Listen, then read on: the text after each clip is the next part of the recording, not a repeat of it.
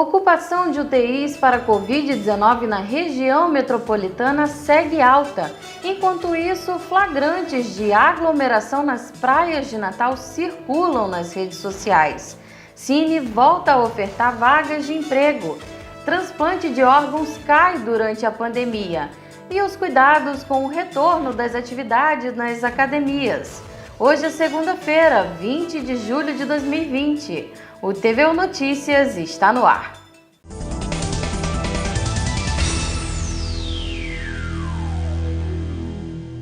A taxa de ocupação de leitos de UTI por pacientes com Covid-19 continua alta no Rio Grande do Norte. Na região metropolitana, o número hoje é de 93%. Os indicadores são preocupantes na maioria das regiões de saúde do estado do Rio Grande do Norte. A taxa de ocupação de leitos críticos e clínicos hoje é de 88% em todo o estado. As regiões de saúde mais críticas são a metropolitana, com 93% da taxa de ocupação de leitos, seguida da região de Seridó, com 86%, e por fim, a região de Mossoró, com 83%.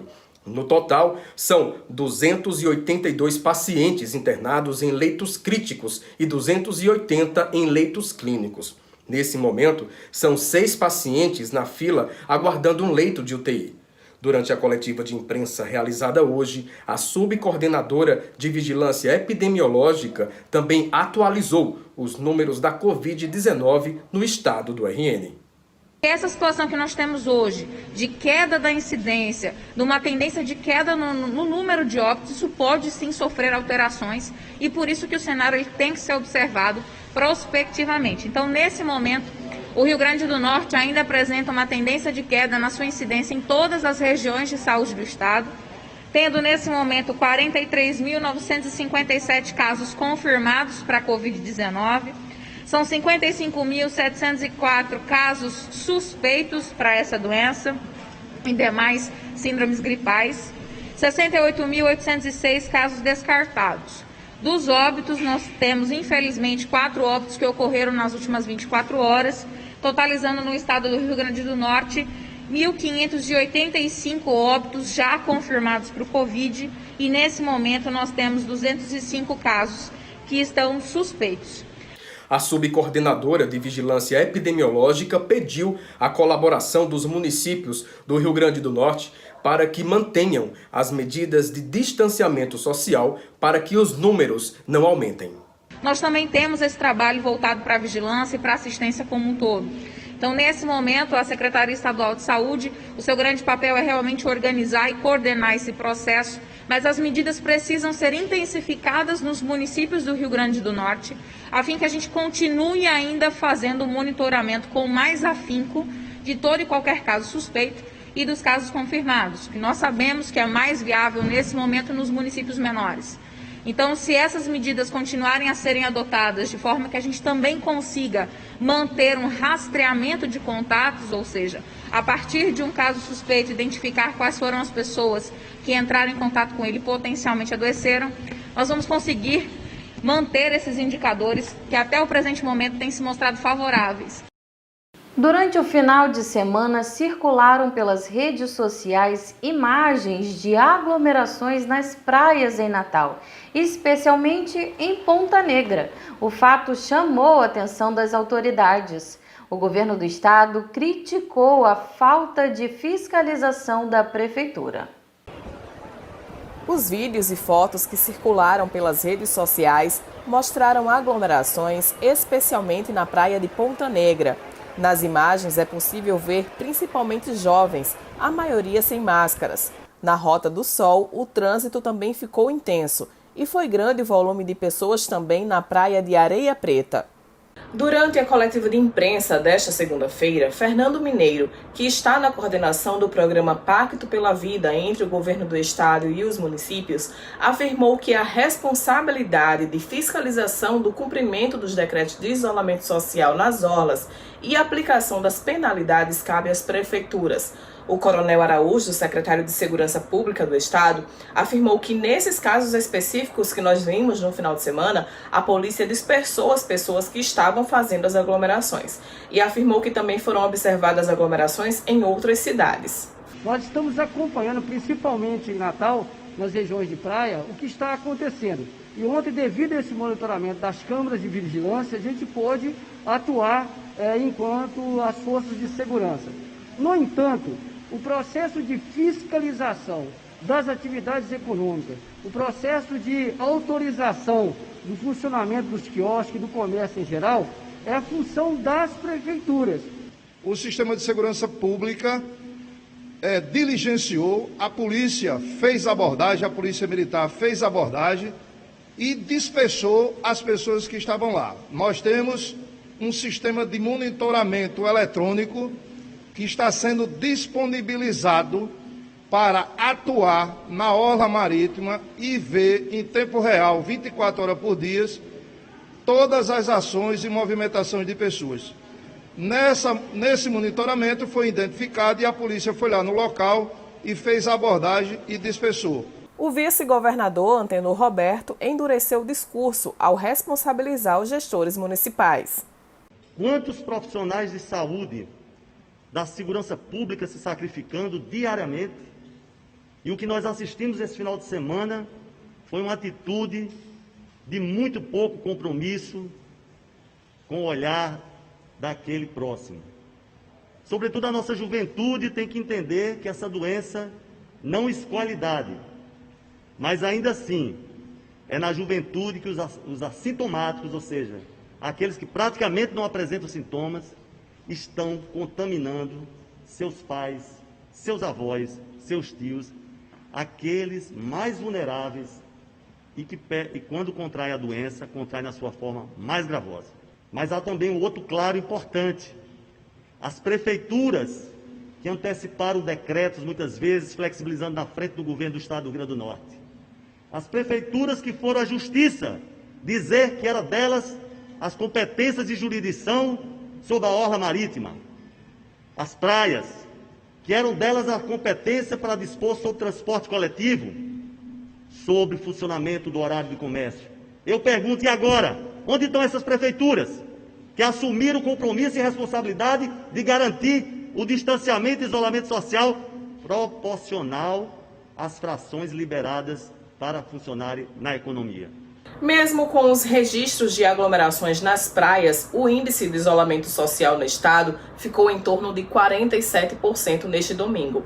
A subcoordenadora de Vigilância Epidemiológica do estado, Alessandra Lucchesi, alertou que o monitoramento, no entanto, não demonstra a inexistência de aglomerações e reforçou que esse comportamento pode significar o retorno dos altos números da doença no Rio Grande do Norte.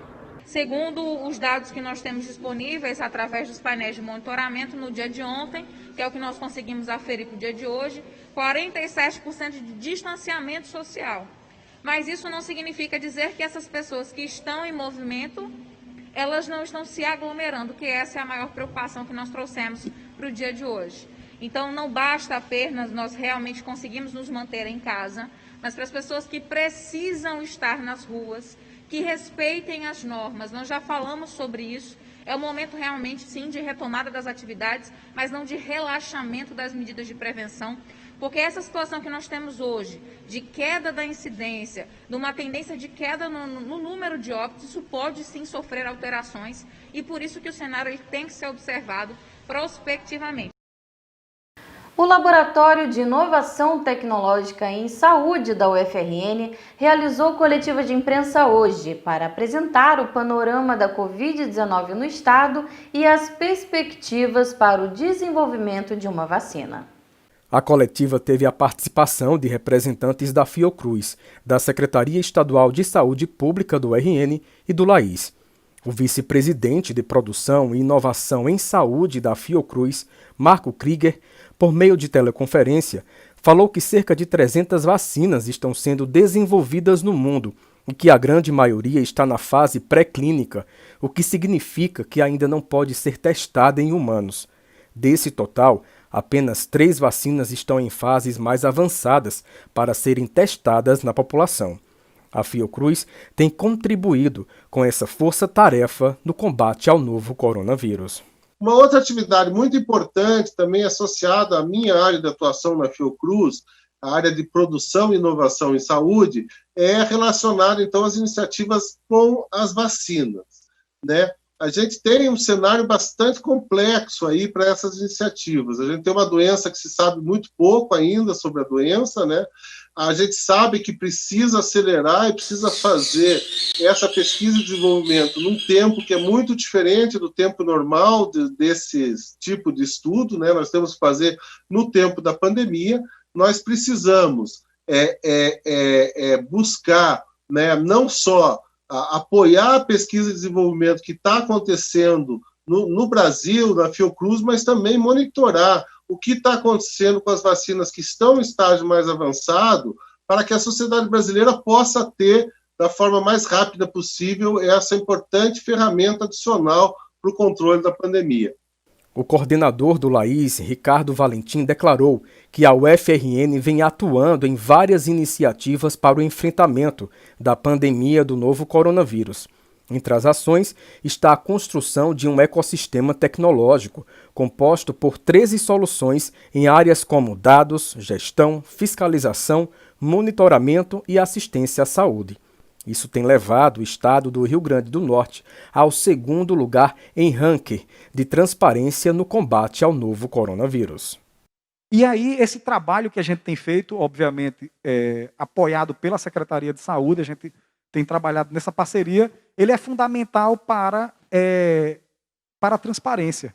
Então, todo esse trabalho conseguiu contribuir, além do trabalho que é feito lá na Secretaria, com publicações de boletins, páginas de internet, contribuiu para que o Estado conseguisse ficar num segundo lugar num ranking de transparência. Esse ranking ele tem mudado e a gente está se adequando para que essa transparência chegue aí no nível de primeiro lugar. São várias ferramentas, tem um portal que aglutina tudo num único lugar. Então, eu acho que ninguém duvida, por exemplo, da importância da transparência dos dados, principalmente quando se há ameaça, por exemplo, de apagão das informações. Então, publicar esse dado é muito importante porque é uma forma de diálogo direto com a comunidade, com a imprensa, com o poder público, com os órgãos de fiscalização. O Cine do Rio Grande do Norte voltou a ofertar vagas de emprego para contratação de diaristas para serviços domésticos. Jorge Silva tem mais detalhes. As vagas estão disponibilizadas no site empregadabrasil.mte.gov.br. Quem tiver interesse também pode acessar os aplicativos Cine Fácil ou Carteira de Trabalho Digital. A diária dos profissionais em Natal é fixada em R$ 75,00 e o trabalhador ainda tem direito a vale transporte e alimentação.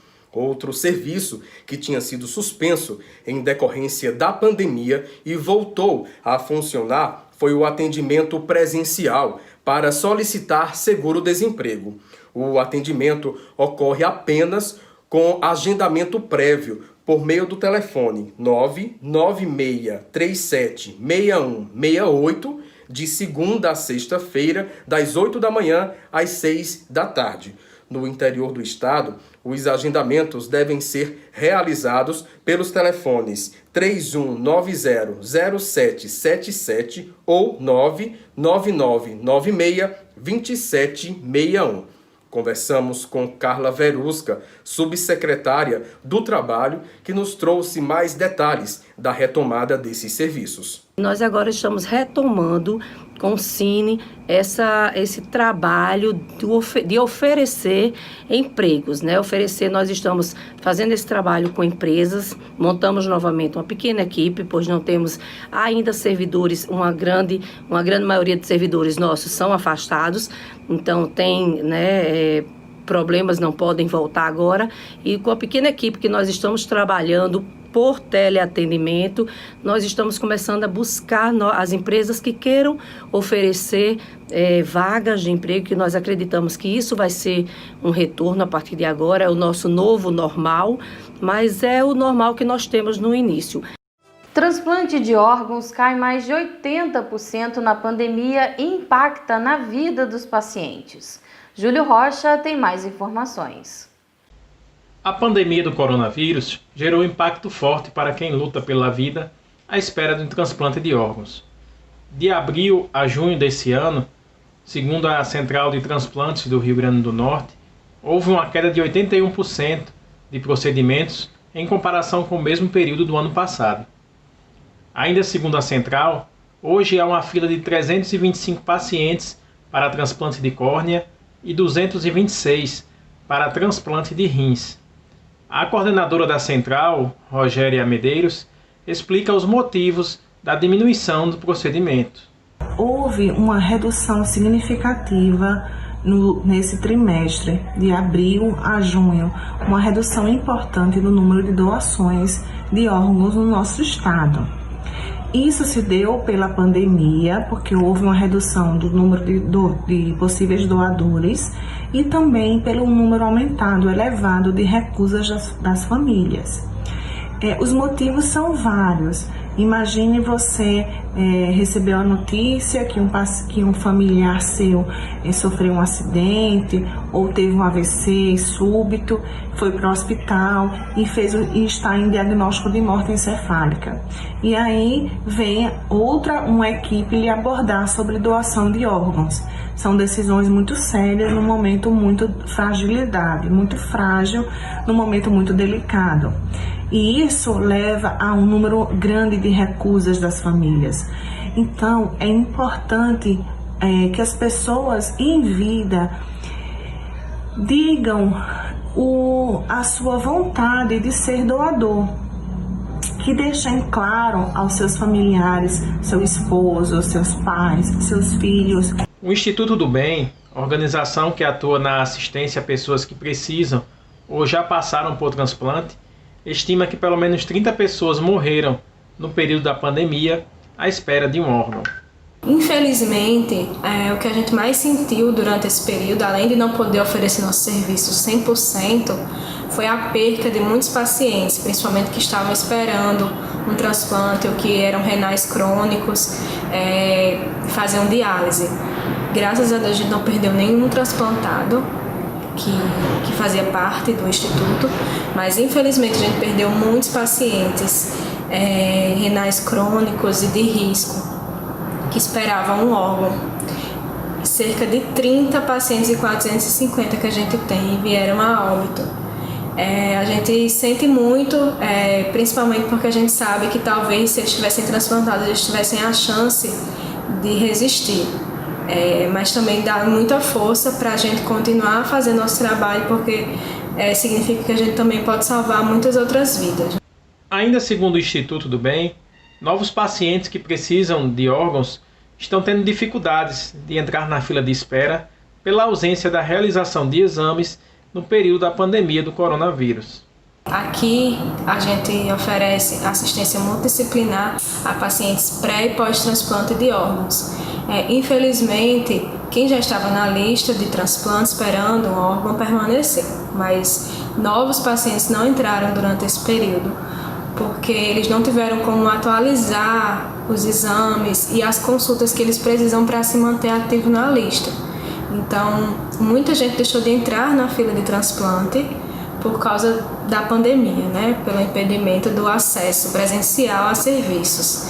E também aqui na instituição a gente parou de oferecer consultas e exames porque nosso principal parceiro, que é a Universidade de Potiguar, fechou as portas por causa da pandemia. Então a gente procurou outras estratégias para oferecer atendimento a esses pacientes. A gente começou a oferecer cesta básica, oferecer serviço remoto de serviço social, falando sobre tarifa social, sobre auxílio emergencial, sobre como ter acesso a esses serviços para quem ainda não tinha. E a gente passou a distribuir cestas básicas em domicílio também. O diagnóstico do autismo é ainda mais difícil em meninas. Além de fatores genéticos, questões sociais dificultam nessa percepção. E esse diagnóstico tardio pode impedir o acesso ao tratamento adequado. Atualmente, para cada 4 meninos diagnosticados com transtorno do espectro do autismo, apenas uma menina recebe este diagnóstico. Os dados da pesquisa apresentada nos Estados Unidos e Reino Unido também se mostram aqui no Brasil. Além da influência do fator genético, o fator social dificulta a identificação. Isso porque, historicamente e no modelo de sociedade atual, ainda são esperados das meninas comportamentos diferentes do que se espera dos meninos, o que pode dificultar o diagnóstico do autismo, principalmente os mais leves. Em relação ao autismo entre meninos e meninas, existe sim uma diferença, até mesmo por fatores genéticos, fatores comportamentais e até mesmo fisiológicos. Então, o autismo ele se manifesta de formas diferentes e muitas vezes ele acaba sendo mascarado em meninas por elas não apresentarem todos os sinais que são vistos no autismo no menino. Então, isso acaba sendo bastante comum também. A psicóloga ressalta que o diagnóstico tardio pode impedir o acesso ao tratamento adequado que proporcione mais qualidade de vida. Ela aponta alguns sinais que podem servir de alerta. Pelos sinais do autismo se manifestar de uma forma diferente nas meninas, de uma forma mais sutil, às vezes não fica evidente. Porque a menina tem um interesse social muito maior que o menino. Então, acaba passando tudo despercebido. Então, fiquem atentos, pais, cuidadores, se a filha de vocês, ela é um pouco mais retraída, apresenta comportamentos repetitivos e restritivos, atraso na linguagem, dificuldade na comunicação, fiquem atentos, procurem um profissional adequado, que assim vocês vão ter a intervenção adequada e a sua filha vai ter mais qualidade de vida. As academias de ginástica estavam fechadas desde o mês de março, quando os primeiros decretos de isolamento social e fechamento do comércio foram publicados. A reabertura destes locais aconteceu no dia 14 desse mês, seguindo o que foi estabelecido no Plano de Retomada Econômica do Rio Grande do Norte. Mas, mesmo com todos os protocolos de segurança respeitados, quem frequenta as academias deve se manter alerta. Todo cuidado é pouco.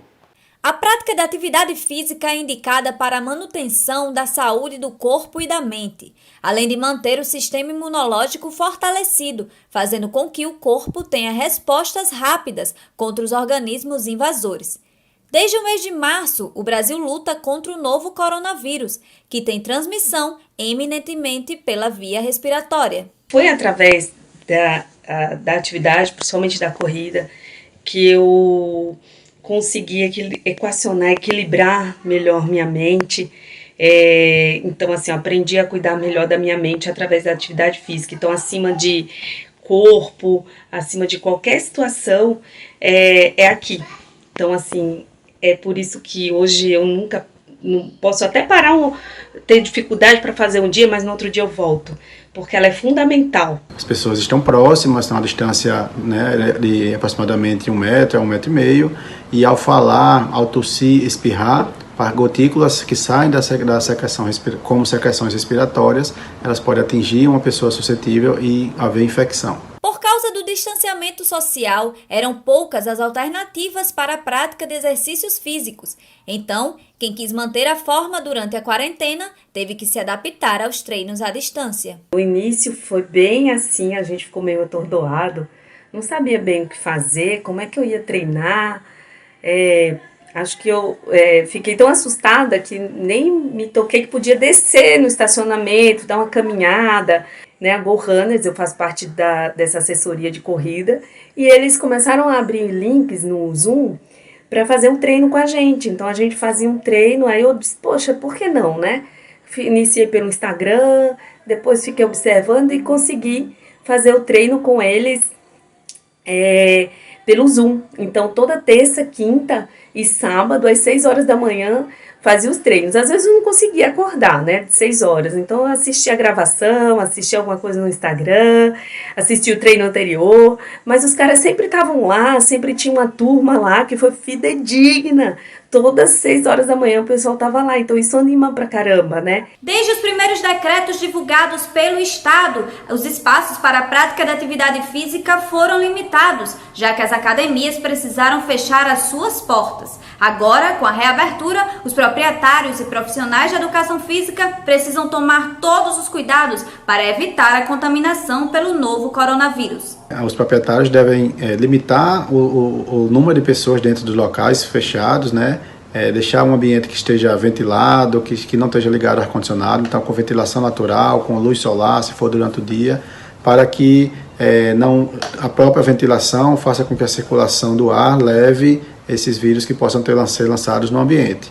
Tem que ter muita higienização dos aparelhos, né, das máquinas. Então, os professores de educação física, eles devem estar muito cientes em relação a essa questão de transmissão e contribuir para que diminua os riscos dos alunos. Então, utilizando máscaras, né, evitando falar muito próximo, orientando para que haja desaglomeração, que as pessoas não fiquem próximas, conversando, que ao uma pessoa sair de um aparelho e ir a segunda, né, que oriente que seja higienizado, que não fique muito próximos, e assim vai evitando o contágio entre as pessoas. Não só os profissionais que trabalham nas academias precisam tomar todos os cuidados possíveis, mas os alunos também precisam ter essa preocupação. Nos treinos na academia, quando eu vou treinar, eu já troco de roupa, eu tenho uma bolsinha, então eu já coloco tudo que eu vou precisar nessa bolsinha. A água também, ela já vem acoplada, eu já coloco ela ali comigo. Daí eu já chego lá no horário exato que foi marcado e passo, né, pelo jato, depois chego no meu quadrante, na esteira eu não preciso em si ficar tocando demais, então toco, ela já está higienizada, então vou de máscara, claro, em nenhum momento eu tiro a máscara, nenhum momento, a não ser que se eu precisar beber um pouco de água da minha garrafa.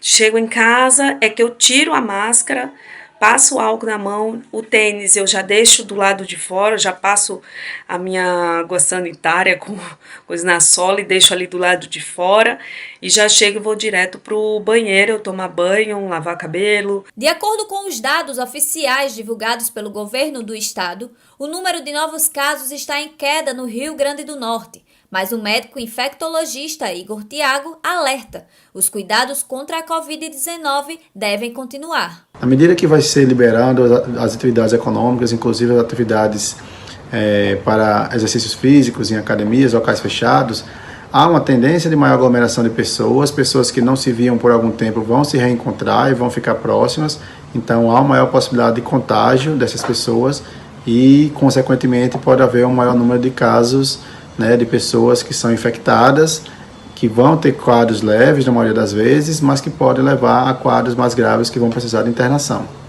O TVU Notícias termina aqui.